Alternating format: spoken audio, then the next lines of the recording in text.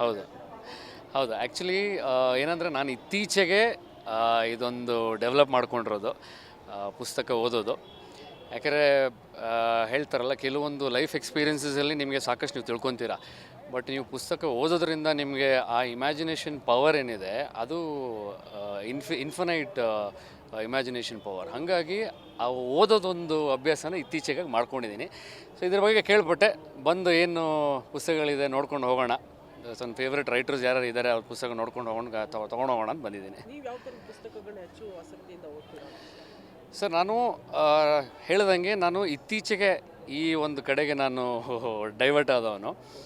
So ಎಲ್ಲ ಥರದ್ದು ನಾನು ಇದೇನಿದೆ ಅದನ್ನು ನಾನು ಟ್ರೈ ಮಾಡ್ತಾ ಇದ್ದೀನಿ ಓದಲಿಕ್ಕೆ. ಬಟ್ ನನಗೆ ಪರ್ಸ್ನಲಿ ಇಂಟ್ರೆಸ್ಟ್ ಹೇಳಿದ್ರೆ ಕ್ರೈಮ್ ಕೆಲವೊಂದು ನನಗೆ ಇಂಟ್ರೆಸ್ಟ್ ಕೊಡುತ್ತೆ. ಆಮೇಲೆ ಹಾಸ್ಯ ಪುಸ್ತಕಗಳು ನನಗೆ ಇಂಟ್ರೆಸ್ಟ್ ಕೊಡುತ್ತೆ. ಹಾಗಾಗಿ ಆಮೇಲೆ ನಾನು ರವಿ ಬೆಳಗೆರೆ ಅವ್ರದ್ದು ಹೇಳಿ ಹೋಗೋ ಕಾರಣ ಅನ್ನೋ ಒಂದು ಪುಸ್ತಕ ಓದಿದೆ. ಸೊ ನಾನು ಹಾಗಾಗಿ ಅದು ಹೋದ್ಮೇಲಿಂದ ನಾನು ರವಿ ಬೆಳಗೆರೆ ಅವರು ಸ್ವಲ್ಪ ಫ್ಯಾನು. ಸೊ ಅವ್ರದ್ದು ಕೆಲವೊಂದು ಪುಸ್ತಕಗಳು ನೋಡ್ಕೊಂಡು ಹೋಗೋಣ ಅಂತ ನಾನು ಬಂದಿದ್ದೀನಿ. ಈಗ ಸೋಷಿಯಲ್ ಮೀಡಿಯಾ ಜನರೇಷನಲ್ಲಿ ರೀಲ್ಸ್ ನೋಡಲ್ಲಿ ಮೊಬೈಲ್ ಗೀಳಾಗಿರುವಂಥ ಯುತ್ಸಿಗೆ ಏನು ಹೇಳಿಕ್ಕೆ ಇಷ್ಟಪಡ್ತೀರಾ ಪುಸ್ತಕ ಓದೋದು? ಸಾರಿ, ಯುತ್ಸಿಗೆ ಏನು ಹೇಳಿಕ್ಕೆ ಇಷ್ಟಪಡ್ತೀರಾ? ಯೂತ್ಸಿಗೆ ಇಷ್ಟೇ ಹೇಳೋದು, ನೀವು ರೀಲ್ಸ್ ಏನಿದೆ ಈಗ ಏನಾಗಿದೆ, ಒಂದು ಜಿಸ್ಟ್ ಹೇಳ್ಬಿಡ್ತೀನಿ ನಿಮಗೆ. ಈ ರೀಲ್ಸು, ಸೋಷಿಯಲ್ ಮೀಡಿಯಾ, ಫೋನಿಂದ ಒಂದು ಸಮಸ್ಯೆ ಏನಾಗಿದೆ ಅಂದರೆ, ಜನರ ಒಂದು ಅಟೆನ್ಷನ್ ಸ್ಪ್ಯಾನ್ ಏನಿದೆ ತುಂಬ ಕಡಿಮೆ ಆಗಿಬಿಟ್ಟಿದೆ. ಆ ಟೈಮಲ್ಲಿ ನಮಗೆ ಸೋಷಿಯಲ್ ಮೀಡಿಯಾ ಇರಲಿಲ್ಲ, ಫೋನ್ಸ್ ಇರಲಿಲ್ಲ. ಹಾಗಾಗಿ ಜನರಿಗೆ ಬೋರ್ ಆಗೋ ಒಂದು ಅಭ್ಯಾಸ ಇತ್ತು. ಈಗ ನೀವು ಯಾರನ್ನೇ ಕೇಳಿ 5 ನಿಮಿಷ ಬೋರ್ ಆಗೋ ಅಭ್ಯಾಸ ಇಲ್ಲ. 5 ನಿಮಿಷ ಬೋರ್ ಆದರೆ ಸಾಕು ಫೋನ್ಗೆ ಹೋಗ್ತಾರೆ. ಸೊ ಅದು ನಮಗೆ ಸಬ್ಕಾನ್ಷಿಯಸ್ಲಿ ಆ ಥರ ತಲೆಗೆ ಬಂದುಬಿಟ್ಟಿದೆ. ಅಂದರೆ ಒಂದು 5 ಮಿನಿಟ್ಸು ನಾವು ವಿತೌಟ್ ಎನಿಥಿಂಗ್ ನಾವು ಸುಮ್ಮನೆ ಕೂರ್ಲಿಕ್ಕೆ ಆಗಲ್ಲ. ನಮ್ಮ ಬ್ರೈನ್ಗೆ ಆ ಥರ ಡೆವಲಪ್ ಆಗಿದೆ. ಈಗ ನಮ್ಗೆ ಏನಾದರೂ ಒಂದು ಕಾನ್ಸ್ಟೆಂಟಾಗಿ ಫೀಡ್ ಮಾಡ್ತಾನೇ ಇರಬೇಕು. ಸೊ ಆ ಫೀಡಿಂಗ್ ಯಾವ ಥರ ಆಗುತ್ತೆ ಅಂದರೆ, ಸೋಷಿಯಲ್ ಮೀಡಿಯಾ, ರೀಲ್ಸು, ಇದರಿಂದ ಫೀಡ್ ಆಗುತ್ತೆ. ಇದರಿಂದ ಆಚೆ ಬರಬೇಕು ಅಂದರೆ ಪುಸ್ತಕ is one of the best medicines ಅಂತ ನಾನು ಹೇಳ್ಬೋದು. ಯಾಕಂದರೆ ನೀವು ಆದಷ್ಟು ಪುಸ್ತಕ ಓದೋದ್ರಿಂದ ಇಷ್ಟು ವರ್ಷ ನಿಮ್ದು ಏನು ಬ್ರೈನ್ ಮ್ಯಾಪಿಂಗ್ ಆಗಿದೆ ಅದನ್ನೆಲ್ಲ ವಾಪಸ್ ನೀವು ಇಂಟೆಲಿಜೆನ್ಸಿಂದ ಇಡ್ಬೋದು. ನೀವು ಹೇಗೆ ಬ್ರೈನ್ ಥಿಂಕಿಂಗ್ ಕೆಪಾಸಿಟಿನ ಹೇಗೆ ಡೆವಲಪ್ ಮಾಡ್ಕೊಳ್ಬೇಕಂದ್ರೆ ನೀವು ಪುಸ್ತಕ ಓದಲೇಬೇಕು.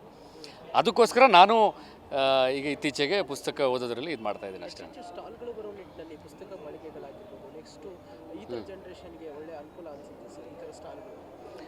ಖಂಡಿತವಾಗ್ಲೂ ಈ ಥರ ನನ್ನ ಪ್ರಕಾರ ಇದೊಂದು ಒನ್ ಆಫ್ ಇಟ್ಸ್ ಕೈಂಡ್. ಈ ಥರ ಬರಬೇಕು, ಸಾಕಷ್ಟು ಬಾರಿ ಬರಬೇಕು.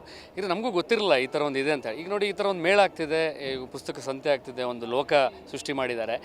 ಈ ಥರ ಪದೇ ಪದೇ ಮಾಡ್ತಿದ್ದಾಗ ಏನಾಗುತ್ತೆ, ಜನರಿಗೆ ಇದ್ರ ಬಗ್ಗೆ ಒಂದು ಅರಿವು ಮೂಡುತ್ತೆ. ಆಗ ಎಲ್ಲೋ ಪುಸ್ತಕ ಆಸಕ್ತಿ ಇರೋರು, ಓದೋರು ಆಸಕ್ತಿ ಇರೋರು ಬರ್ತಾರೆ, ನೋಡ್ತಾರೆ, ಪ್ರಚಾರ ಆಗುತ್ತೆ, ಇನ್ನೂ ಸಾಕಷ್ಟು ಜನ ಬರ್ತಾರೆ, ಓದ್ತಾರೆ, ಖುಷಿ ಆಗುತ್ತೆ ಈ ಥರ.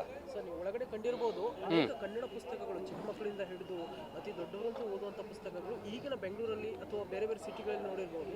ಮಕ್ಕಳಿಗೆ ಕನ್ನಡ ಎನ್ನುವಂಥದ್ದು ಕಲಿಕೆ ತುಂಬ ಹಿನ್ನಡೆ ಆಗ್ತಾ ಇದೆ, ಇಂಗ್ಲೀಷ್ ಬಳಕೆ ಜಾಸ್ತಿ ಆಗ್ತಾ ಇದೆ. ಕನ್ನಡ ಬಳಕೆಯ ನಿಟ್ಟಿನಲ್ಲಿ ಕನ್ನಡ ಪುಸ್ತಕವನ್ನು ಓದುವ ನಿಟ್ಟಿನಲ್ಲಿ ಏನು ಹೇಳ್ತೀರಾ? ಆನೆಸ್ಟ್ಲಿ ಹೇಳ್ತೀನಿ, ಈಗ ನಾನು ಮಾತಾಡಬೇಕಾದ್ರೂ ಸಾಕಷ್ಟು ಇಂಗ್ಲೀಷ್ ಪದಗಳು ಬರ್ತಾಯಿದೆ. ಇದನ್ನು ಅವಾಯ್ಡ್ ಮಾಡಲಿಕ್ಕೋಸ್ಕರನೇ ನಾನು ಇತ್ತೀಚೆಗೆ ಕನ್ನಡ ಪುಸ್ತಕಗಳನ್ನ ಓದೋ ಅಭ್ಯಾಸ ಮಾಡ್ಕೊತಾ ಇದ್ದೀನಿ. ಯಾಕಂದರೆ ಏನಾಗುತ್ತೆ, ನಾವು ಈಗಿರೋ ಪ್ರೆಸೆಂಟ್ ಜನ್ರೇಷನಲ್ಲಿ, ಆಮೇಲೆ ಸೋಷಿಯಲ್ ಮೀಡಿಯಾ ಇನ್ಫ್ಲುಯೆನ್ಸ್ ಆಗಿರ್ಬೋದು, ಜಾಸ್ತಿ ಆಂಗ್ಲ ಪದ ಬಂದೇ ಬರುತ್ತೆ, ನಮಗೆ ಕೊಲೋಕಿಯಲ್ ಲ್ಯಾಂಗ್ವೇಜಲ್ಲಿ ಬಂದೇ ಬರುತ್ತೆ. ನಾನು ಕನ್ನಡ ಇಂಡಸ್ಟ್ರಿಯಲ್ಲಿ ಇರೋದ್ರಿಂದ, ಕನ್ನಡ ಇಂಡಸ್ಟ್ರಿಯಲ್ಲಿ ಕಾಂಟ್ರಿಬ್ಯೂಟ್ ಮಾಡ್ತಿರೋದ್ರಿಂದ ನನಗೊಂದು ಆಸೆ ಏನಂದರೆ, ಆದಷ್ಟು ಕನ್ನಡದ ಬಗ್ಗೆ ಸ್ವಲ್ಪ ತಿಳ್ಕೊಂಡು ಕನ್ನಡಕ್ಕಾಗಿ ಏನಾದರೂ ಮಾಡೋಣ ಅನ್ನೋ ಒಂದು ಆಸೆ. ನಾಳೆ ಒಂದಿನ ಇದೆ ಸರ್, ಹೌದು, ಇನ್ನೂ ಬರಲಿಕ್ಕೆ ಏನು ಹೇಳ್ತಾ ಇದ್ದೀನಿ? ನಾಳೆ ಕೊನೆ ದಿನ. ಆ್ಯಕ್ಚುಲಿ ತುಂಬ ದಿನದಿಂದ ಇದೆ, ನನಗೂ ಗೊತ್ತಾಗಿರಲಿಲ್ಲ. ಹಾಗಾಗಿ ಈ ಥರ ಇವೆಂಟ್ಸ್ಗಳು ಸಾಕಷ್ಟು ಆಗ್ತಿರ್ಬೇಕಾದ್ರೆ ಆಮೇಲೆ ನಿಮ್ಮ ಮುಖಾಂತರ ಪ್ರಚಾರ ಆಗ್ತಾ ಇರುತ್ತೆ. ನಾಳೆ ಕೊನೆ ದಿನ ಎಲ್ರಿಗೂ ಬಂದು ಈ ಒಂದು ಇವೆಂಟ್ ಅಟೆಂಡ್ ಆಗಿ ನೋಡಿ. ಒಳ್ಳೊಳ್ಳೆ ಪುಸ್ತಕಗಳಿದೆ, ನಿಮಗೆ ಇಷ್ಟ ಆಗುವಂಥ ಪುಸ್ತಕಗಳಿದೆ, ಒಳ್ಳೊಳ್ಳೆ ಲೇಖಕರಿದ್ದಾರೆ. ಅಂದರೆ ಲೆಜೆಂಡ್ರಿ ರೈಟರ್ಸ್ ಪುಸ್ತಕಗಳಿಂದ ಹಿಡಿದು ಈಗ ನ್ಯೂ ಜನ್ರೇಷನ್ ರೈಟರ್ಸ್ ಏನಿದ್ದಾರೆ ಎಲ್ಲವೂ ಇಲ್ಲಿ ನಿಮ್ಗೆ ಸಿಗುತ್ತೆ. ಸೊ ನೀವು ಬಂದು ಒಂದು ಸಲ ನೋಡಲೇಬೇಕು ಅಂತ ನಾನು ಹೇಳ್ತೀನಿ ನಾನು.